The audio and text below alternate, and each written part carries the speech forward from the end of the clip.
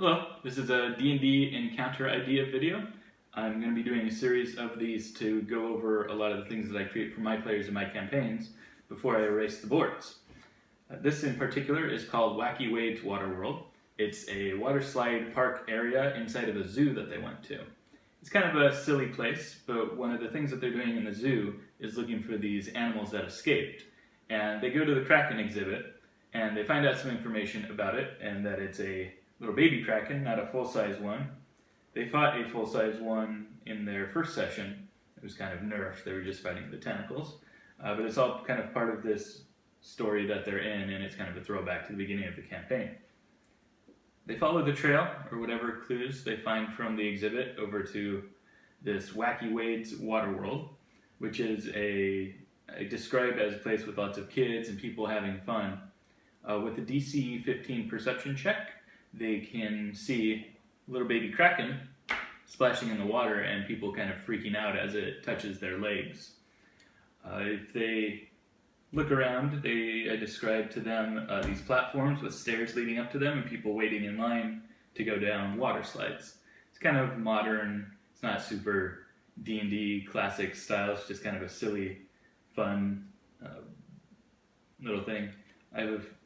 The main mechanic is that the Kraken is going to travel up and down the water slides in different ways.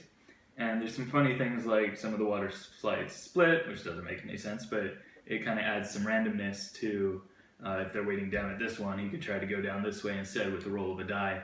And it leads to a lot of fun. There's no clear answers to this puzzle or objective. It's just let the players create something out of the powers that they have to try to catch the beast. There's one more kind of funny thing in this is for the players who are more attention to detail, I specifically made a slide that doesn't go into the water, it actually goes back to the platform here. A couple of my players that really thought that was entertaining when they realized that. So for the stats of the Kraken, I use Kraken from the Monster Manual, but just with some modifications. I divide basically all of the strength, dex, con powers by 2. So 30 becomes a 15, 11 becomes I round down, so 5, etc.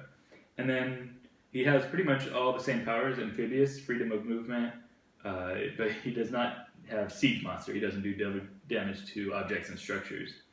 He's not going to attack the players. His main objective is just to get away, and that's kind of what the encounter is about. Letting the players just kind of have some freedom to try to solve this problem in different ways. I run 3 groups right now with pretty much the same story, and only 2 of them have gotten to this point so far, but the solution that one group did was their druid turned into a little baby Kraken as well. One note about this entire zoo, which I'll go over in a video specifically about the zoo, is that it's really for the druid players. I let them see low-level creatures, kind of cliched creatures like gelatinous cube or boulettes or things like that, so that they can be able to turn into these things. Now, those are monstrosities, not beasts. This is a special homebrew rule. It's just some fun, low-level creatures that a druid cannot normally turn into. They get to learn how to turn into them in this zoo. So she turned into a little baby Kraken and used a charisma check to get him to follow her, and then they trapped him in a little towel container that they filled with water, and they were able to cart him back to his exhibit. The second group, I'm going to cut this and fade it because I'm trying to think of what the second group did. They went in.